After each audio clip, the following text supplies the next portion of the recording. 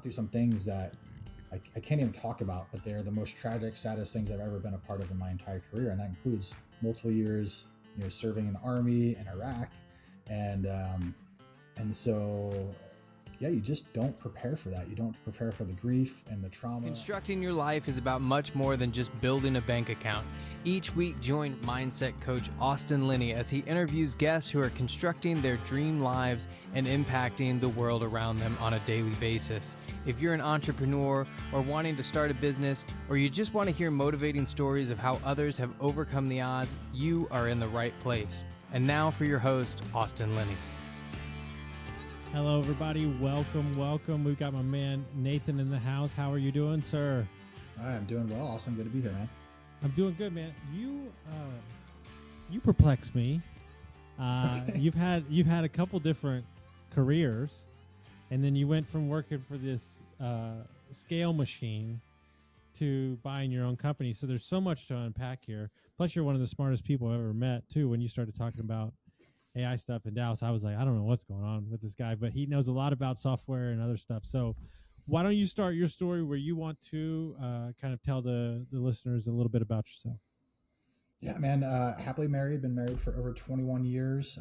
Have 4 kids, 2 boys, 2 girls, and 21, 18, 16, and 13. So great ages. Started my career kind of in the Army. My first semester of college is when 9/11 happened. So I started college. 9/11 happened, and I took off for the Army. I have a twin brother, and he had joined before that, and so I kind of followed his footsteps. And then my father had served in the Navy, so really enjoyed like that start. I'm an operations guy at my heart, and the Army really brought that to life. Found a lot of, I'll say, self-worth in the Army, and then and I think used that to kind of propel the rest of my career, which ended up leaving, going back, finishing my degree. And then going to Lockheed Martin. So big defense contractor, incredible company. And I absolutely hated it. But they paid for my MBA, which was pretty cool. And I did learn a lot, and mostly that I didn't want to work for big companies. And so I started my own property management company while I was working, Monday through Thursday from 4 p.m. to 3 a.m. I'd work at Lockheed at night. And then I'd go work on my property management company and flipping houses during the day, get up at 7 and did that for like 8 or 9 months, and then finally quit and went full time. So that was super cool, and I got to learn how to start from scratch. And then and I went to WeWork after that and got to learn what scale looked like after kind of doing my own company, and stayed in that kind of real estate space, operations space, like the intersection of real estate, technology, and people. That's my sweet spot. And then, I got kind of tired of that whole, the technology, fast growth, no profit kind of businesses, and went and bought an HVAC company with a couple of friends that we'd done the property management company before. So knew them well, trusted them. And that's what we've been doing for the last 2 years. So, Lockheed Martin and WeWork, I mean, those are 2 of the biggest companies probably in the United States. Obviously there's ExxonMobil, but these are monster companies. I know a couple guys that work for Lockheed as well too. What aspects of those businesses, were you so not uncomfortable with, but just didn't enjoy? Yeah, I mean, Lockheed Martin specifically, it's just such a large company. I think when I joined, it was 143,000 employees. And they're doing $50 to $55 billion in revenue. And it's just, they just move slow. And I think the final thing for me is I realized, hey, I probably want to go do entrepreneurship. But I remember I went up for a manager role, and, I was, obviously I'm biased, but I was outperforming my peers, like things were going really well. And I wanted to go for this role, and I couldn't even get an interview because they said my Army leadership experience, didn't count. And so I'd only been out of the Army for a few years. And so I will be honest with you, that pissed me off and really left a sore, just a sour taste in my mouth. So that's the point where I basically moved to the night shift and started on my own business. I love that. And then you were telling me, I just got to share because you were telling me some wild stories about WeWork when we met in Dallas. Kind of give everybody, for anybody that just knows the name WeWork, obviously it's in the news and that's a whole thing, another can of worms. But, talk about how they viewed you. they would just like set you loose. Like walk us through like how that worked, scaling WeWork. I mean, it was the best thing that happened in my career, honestly. So I don't think you'd find a better kind of assembly of people and talent that came together, after a mission, which was really cool.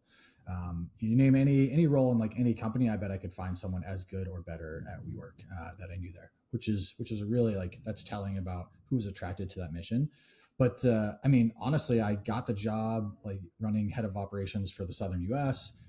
Like probably never should have gotten that job in the first place, but did, and eventually I just got promoted every 9 months after that. But when I joined, like my ops team had, I don't know, 2 people, and we were doing, I don't know, 4 million ish, 5 million ish in revenue.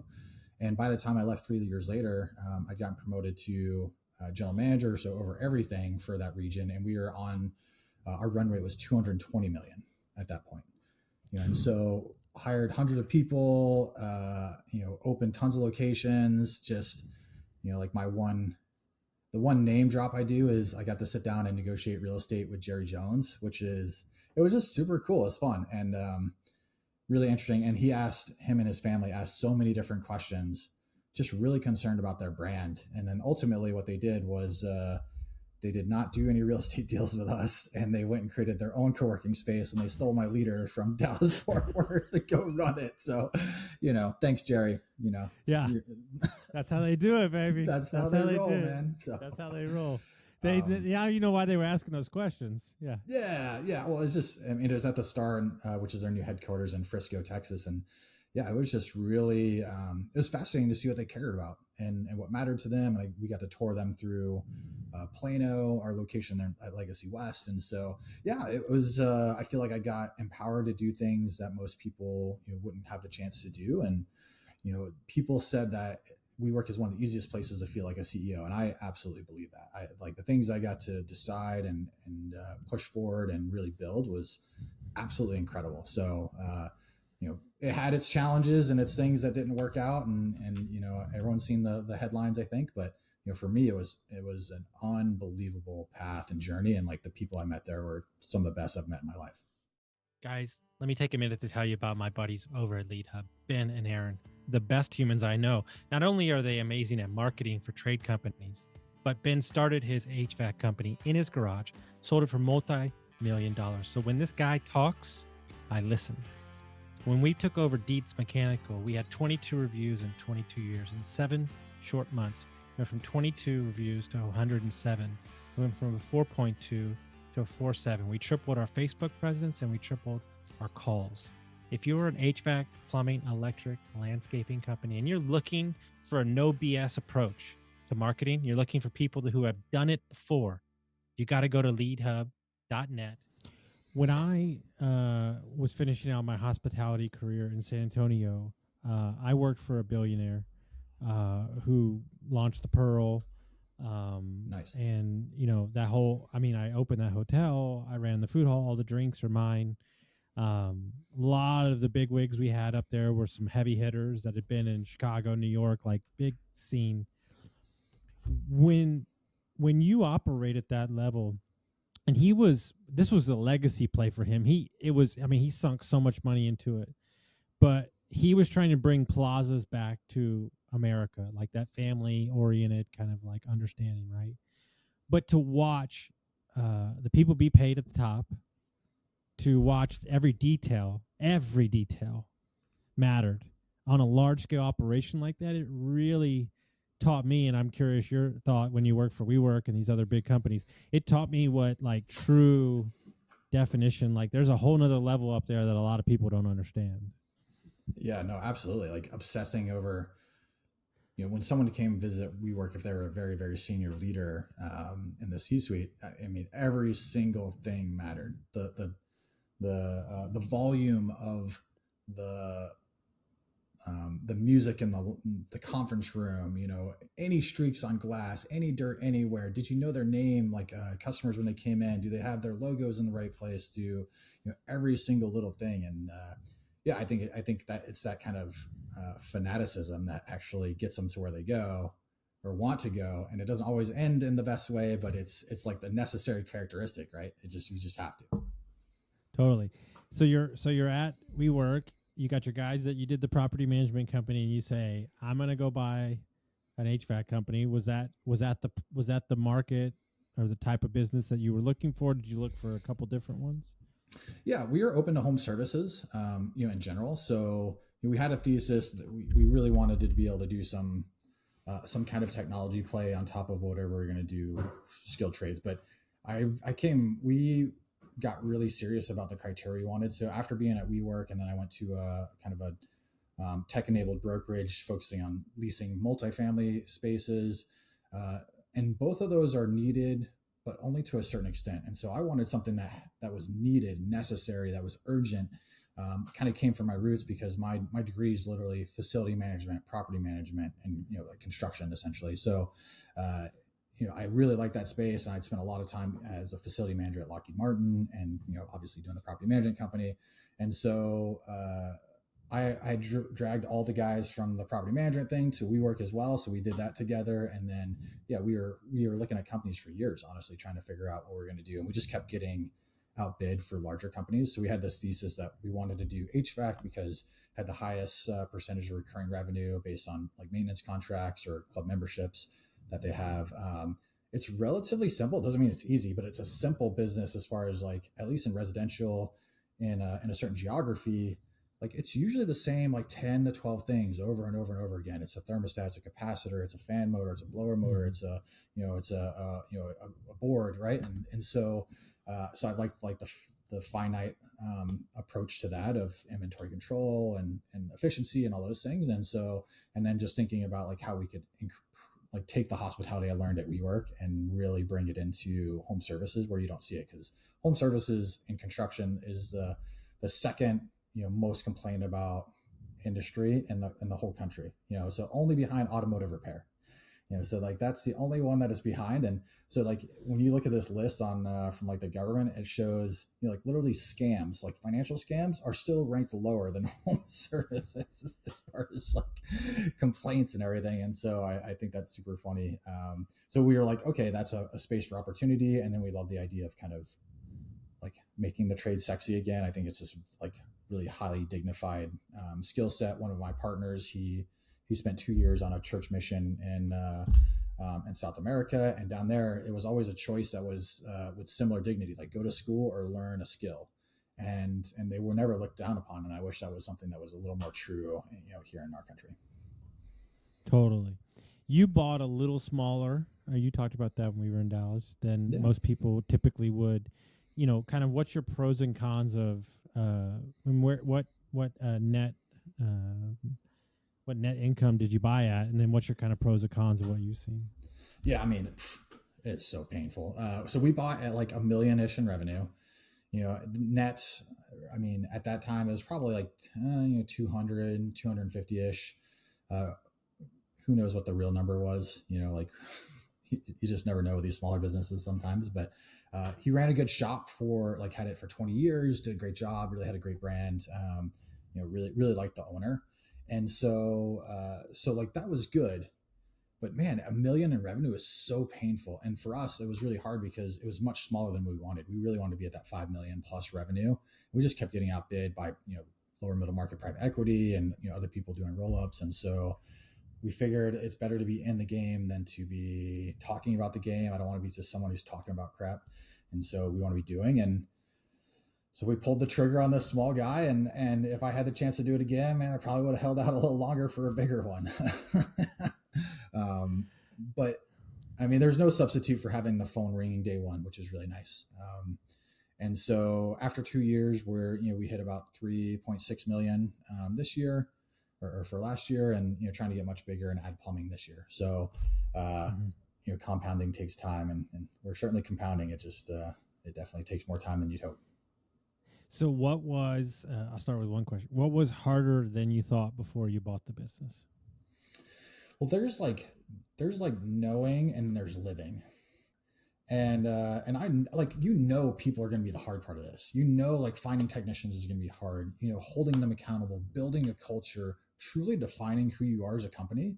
I think all those things are really, really, really hard. They're simple, but not easy. And so how do you explain to someone like how hard it is, I think it's really, really difficult to convey just how difficult it is. Because we've gone through, I wish there's more I could share on some of this stuff, but like we've gone through some things that I can't even talk about, but they're the most tragic, saddest things I've ever been a part of in my entire career. And that includes multiple years, serving in the Army in Iraq. And so, yeah, you just don't prepare for that. You don't prepare for the grief and the trauma and the challenges. Sometimes you think about them, but there's just like knowing and living is two completely different things. So I'd say number one, seasonal. Like we thought this was a seasonal business. Man, it is a straight up ass kicking. Just trying to keep your best people, making sure they have, hours during the winter, making sure that, we are reaching out to customers, really building a machine of the top two things, which is lead flow and talent. And I think that's the two biggest things that, if we were to devolve it down to like the simplest elements or first elements, lead flow and talent. And we've been pretty good on talent. I've personally hired over 1,200 people over the last 7 years. And so we feel pretty good about that. The lead flow, like I'd say we're okay. Like we're decent. We could be a lot better there. And it's a vicious cycle, right? Without the lead flow, then you start losing talent, or it's hard to gain, attract talent, right? Mm-hmm. And so when you don't attract that talent, then they're not telling their friends, which means, like the job applicant lead flow is down. And then, and that just circles into another cog of like normal lead flow because you don't have great people or the best people. And so we've seen like I think the level of expertise and culture fit, like technicians rise, considerably since we took over, I think, with our most senior technician that we got from the first, acquisition. He's stayed with us and he's now an ops manager and he's incredible. He's super smart, Army guy, veteran, and he's probably the most valuable asset we got from the first acquisition. The first thing I did after 2 weeks of his sitting in the CEO seat was call my father, who spent 44 years as running his own dentistry, and apologized. And I said, "You did this for 44 years?" I said, "You're out of your mind." I said, "This is a knife fight every day." Straight up knife fight. It's just dysfunctional chaos. Like it is. Because even when it's great, the next week could be could be bad. Even when it's great the day before, the next day could be a train wreck. Yeah, you're hoping for next week. It's usually the next hour. I swear. Like just Totally. We just had a fender bender the other day where one of our vans broke down, pulled on the side of the road, and our GM Scott, who's an incredible guy, goes to pick up or go stay with the technician until the tow truck gets there. And he pulled up behind him and he's just looking at everything and he's like, "Man, I just don't have a good feeling about this. So someone's going to not pay attention and they're going to run right into the back of this van." And so he pulled his truck around to the front, got the technician out and put him in the truck. And sure enough, 20 minutes later, plowed right into the back of the van, and pretty sure it's totaled at this point. So now you got to figure out a whole new van. You don't necessarily just have a whole bunch of extra vans laying around, so like, how do you keep this guy paid? How do you make sure the revenue's coming in? What's the insurance process? Do you get paid for missed revenue from insurance? Like, how do you handle that? They're not going to care about our timeline, and so it goes on and on and on. And that's just 1 or 2 hours in a day. And what was easier than you thought before you got going? Before you bought? I don't know if anything was easier. Yeah, man, I don't know. I think some of the integration stuff was a little bit easier than expected. It's like getting into like we switched over to Service Titan immediately. That went pretty smooth the first time, at least. The second time was a nightmare, but for our second, we did a little tuck in. That was really painful, but the first one, yeah, it went pretty good. And so I liked that. I really enjoyed that. And then doing a little bit of the technology stuff that we messed with too, like trying to learn how to sell online, how to get pricing right, how do you build trust. I'd say those things were really welcomed. And I'd say like keeping customers happy for the most part, a little easier than I expected. I'd say maybe that's the one thing is at the end of the day, they just want you to do what you say you're going to do. Totally. What have you learned about yourself in this time that you didn't know? Oh man, that I can do it. I mean, there you have this confidence, but I would say like I wrote this thing one time, and I read online like a decent amount, not a ton, but mostly because I'm really trying to figure out like my voice of how I want to write, and I just haven't figured out exactly like what to share and who I am and all those things yet. As well, like I just see other people who just are so good at it. But I'd say like I wrote this thing one time, and it's really indicative of what I feel like I've learned about myself is, uh, man, I think every day there's a moment I want to quit every day, and so, and I've definitely quit 1,000 times so far, but never more than a day, and sometimes it's just, I quit for a minute, maybe an hour, and maybe it's just a day, but just knowing that you have incredible people counting on you every day, like that's a really, really heavy burden of responsibility, keeps you up at night. And so no matter how many times I quit, like, or our team wants to quit, like we get back up the next day, we put a smile on our face, and we get back to work. And I think that's um, it just shows you can do more than you think you can, no matter how hard it gets. Totally.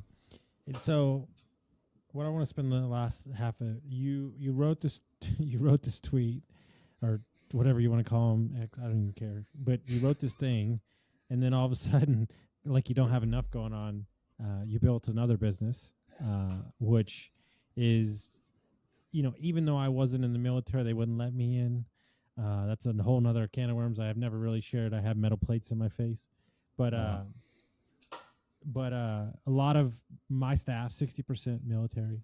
Awesome. My two business partners, ex-military. So it really runs through all of us.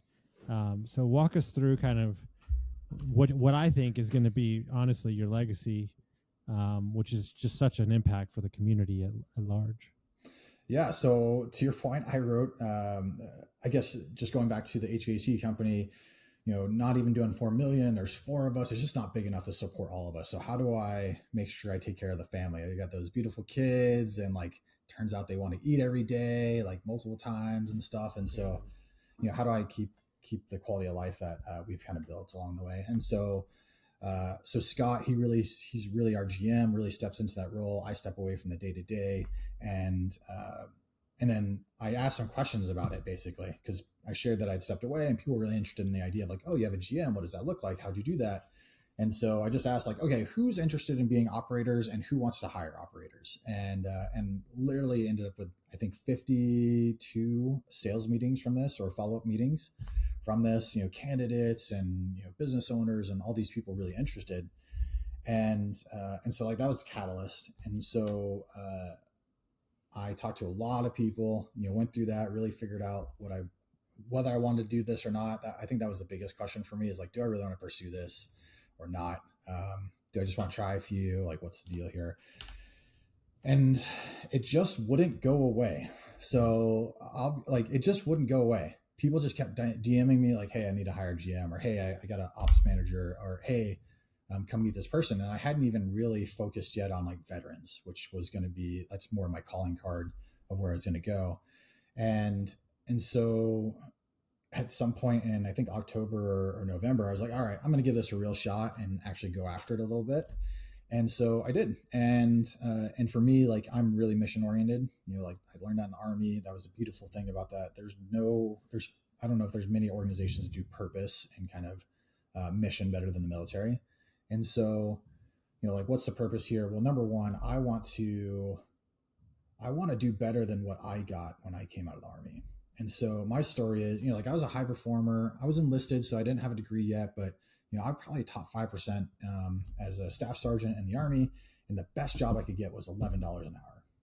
And so a family of 5 at the time, and I was mad at life. I was mad at the world and angry about that transition. And I'd led large teams, and so I was pretty pissed off about that. And I just figured, you know what, no one's going to do anything for you. Nobody cares. So how do you go make it on your own? And so I think, I've had a good journey so far. And so as I started thinking about that history, like, how do I make this easier for landing spot for other veterans? That's where Smooth Operators came. So named it Smooth Operators. corny joke, just like me. And so while I don't exclusively place veterans, every placement that we do is going to support veterans going forward. And so that means it may mean training. So like I'm in the process of building kind of an operators boot camp, operators like training course, specifically around helping veterans transition, because I just helped this Marine get his first role out of the Marines, and he's got all the tools to be a leader and be really successful, but he's missing some things too, where he needs a little bit more polish. He needs a little bit more insight Some soft into skills. Yeah, a lot of those soft skills. Like he showed up to this company that's a very relaxed company in like a full suit for his interview. And it's like, oh, you didn't have to do that, man. Do you know what? You know what a lot of people are missing, and I had to learn this the hard way too. You got to have different gears. You can't be rep to 10. Yep. 24/7. 100%, man.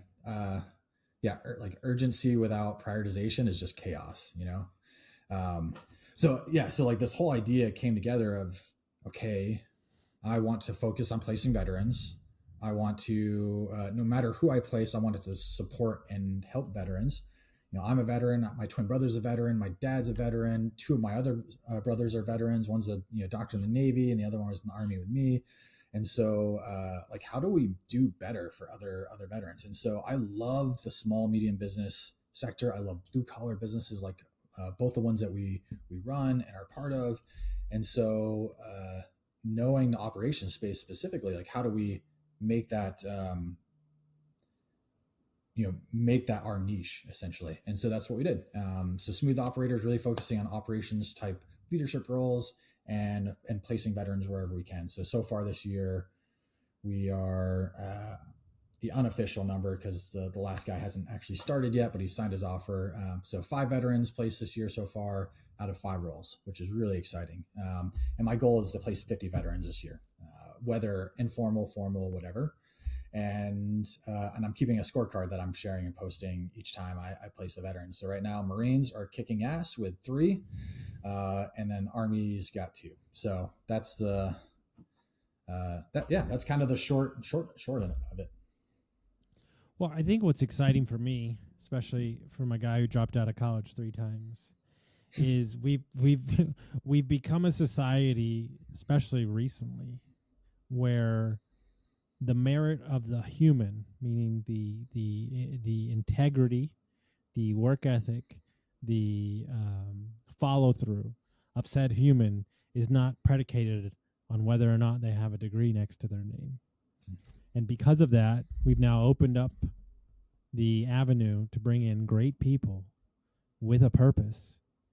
And who better to run a disciplined operation than somebody, because my business partner was a command controller who literally scouted departments and was with Navy SEALs and like brought bombs in. Like, the dude can operate, bro. Like, that's why he sold his company for millions of dollars. Who better than you as a business owner? You don't even have to pay for the training. The U.S. government pays for it. 100%. And then you soften up a little bit, right? And that's one of the things. My plumbing manager is not military, but he's a hard charger and he's wildly disciplined.